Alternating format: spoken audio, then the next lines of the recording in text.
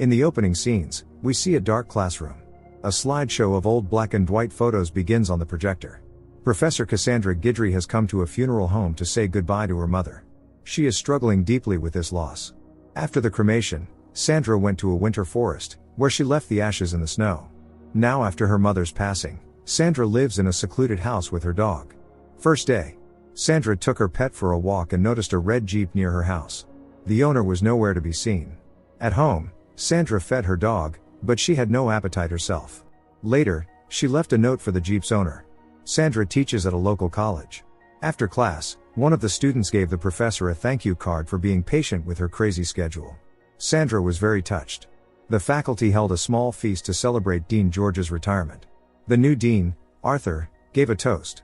Later, Arthur personally offered his condolences to Sandra. She was simply relieved that her mother's suffering was over. They walked out of the college building together. Sandra asked Arthur if he'd seen a red Jeep nearby. Arthur thought that Sandra was becoming paranoid due to grief. He reassured her, saying that time heals. On her way home, Sandra found the note she had left on the Jeep, crumpled in the snow. In the evening, Sandra chopped wood and lit the fireplace. The loneliness weighed on her. The dog was her only companion now. Wolves howled in the forest all night. Second day. Sandra as usual walked her pet. Seeing deer ahead, she felt a wave of tenderness. Later, Sandra saw the red Jeep approaching her house again. The driver greeted Sandra, saying he and his brother were just heading into the forest. Sandra told him she didn't want them parking here, as she had written in her note the previous day. Nathan assured her it was the first time he'd heard about the note. If they took a detour, it would add an extra 15 miles through the snow. Sandra insisted that no one had the right to park on private land without permission. The second man, Samuel, got out of the car, not hiding his irritation. Nathan urged him to calm down. Finally they drove away. At college during a department meeting, Sandra was distant, not participating in the colleagues' discussions. In the evening at home, Sandra made dinner, humming a little tune to herself. Then she decided to put away all of the mother's things so that nothing else would remind her of the loss anymore. While sorting through the belongings, Sandra came across an old photo album and decided to cut out one of the photos that was especially dear to her. At night, the silence was not disturbed by anything. Third day. Sandra saw the red Jeep parked nearby again. Angry, she found some tools and towed the car away herself, which of course didn't please its owners. Sandra watched them through binoculars from the house. In the evening a noise startled her, and the dog barked. Looking outside, Sandra saw an arrow stuck in her front door. Fourth day. Sandra called the police and reported what had happened. Deputy Sheriff Gaz Wolf asked where she was from. Sandra replied that she was from New Orleans. The officer continued asking various questions about her life. Sandra didn't understand how this was relevant to the case. What concerned her most were the two men who kept parking their Jeep on her land without permission. The deputy explained that in a big city, this would be a serious offense, but in rural areas, people usually resolve such issues among themselves. If Sandra had towed the men's Jeep without permission, retaliation was to be expected. Gaz advised her not to provoke further conflict. However, she remained adamant, giving the officer the Jeep's license plate number.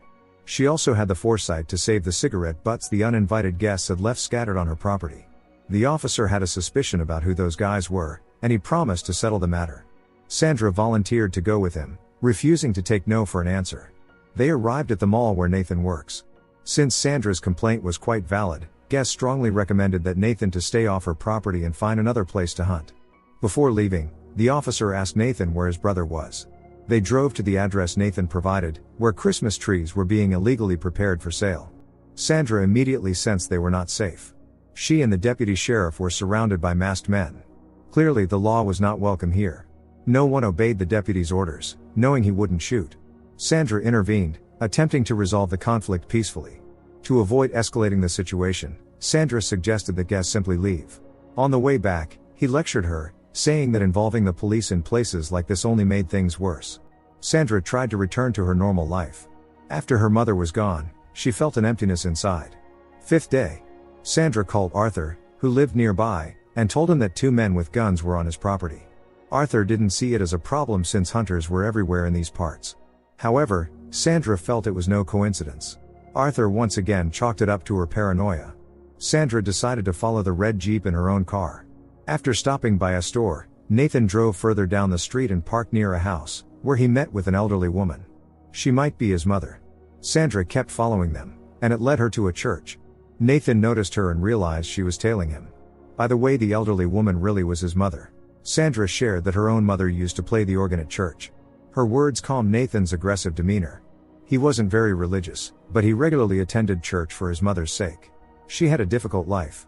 She was used to being unhappy, just like Sandra's mother had been.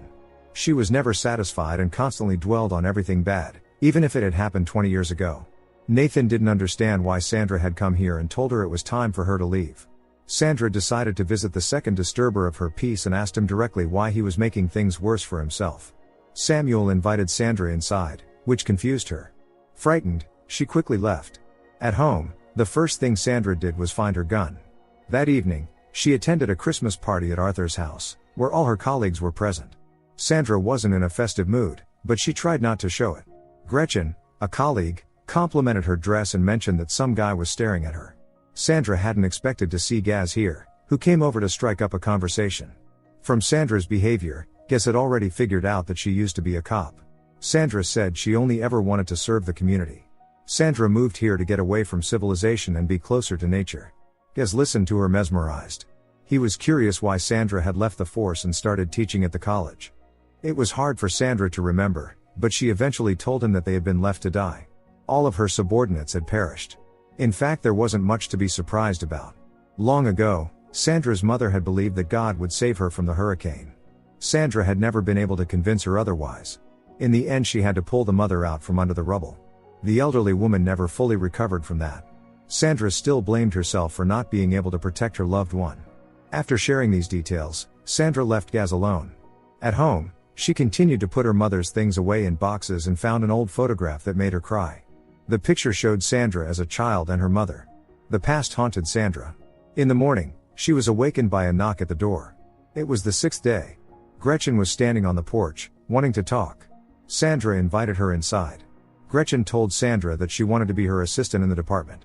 From the look on the girl's face, Sandra sensed that something was wrong.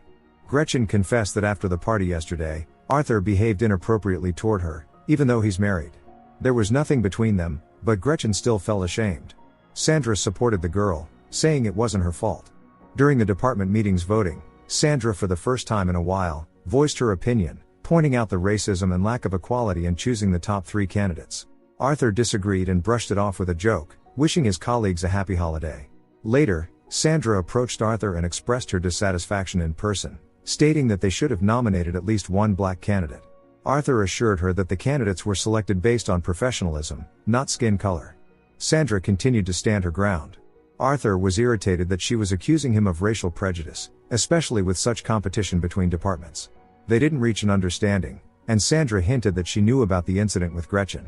In response, he advised her to see a therapist. Sandra couldn't let it go and asked Gretchen to go with her to the dean right then, otherwise it would continue. In Sandra's opinion, women must defend their integrity. However, Gretchen was very unhappy that Sandra had blurted it out. She had worked too hard to secure her position in the department. Their conversation was interrupted by Arthur, who asked if everything was all right. Sandra never got her way and apologized to Arthur for her behavior. Maybe she needed a break. Sandra hurried out of the college building. Next we see some guy, whose face was covered, watching Sandra as she jogged with her dog. A gunshot startled her. Later, she watched through binoculars as Arthur interacted with the local hunters, and she decided to intervene. Everyone thought Sandra was crazy and didn't dare stop her. She just wanted to make sure the jeep contained not a human body, but a deer carcass. The guys told her to get out of here, receiving insults in response. Sandra was very tired of these people. When Samuel mentioned that Sandra had recently stopped by his place, she slapped him in a fit of rage and began making threats. Later, while chopping wood, she heard another shot nearby. Sandra immediately ran in that direction and found her dog dead, bursting into tears. Now she had nothing left to lose. Full of determination, she drove to the pub where the hunters usually drank in the evenings. Arthur was in their company. Sandra had the gun with her. At some point she came to her senses and threw it away. In the end, Sandra gave up the idea of taking revenge on those men, and simply grabbing the deer carcass from the jeep, drove away. At night in the woods near her home, she planned to bury the deer. But she didn't know that all those guys had followed her. There were no fewer than 10 of them. Even when Sandra heard voices, she didn't stop digging the frozen ground, while the men began wreaking havoc at her house. Even when they set her house on fire, she didn't react. Nathan got angry with his brother, thinking that arson was too much in this situation, and punched him. Meanwhile, the house kept burning. 7th day. At dawn, Nathan drove his brother home. They carried empty gas cans. When both brothers entered the house, Sandra, holding a rifle, followed them inside. Gunshots and screams echoed. Once it was over, Sandra walked out and sat on the porch. She only wanted to punish those who dared to trespass on her property. Don't forget to subscribe to our channel not to miss more exciting new products. Also, the authors will be pleased if you leave your opinion in the comments.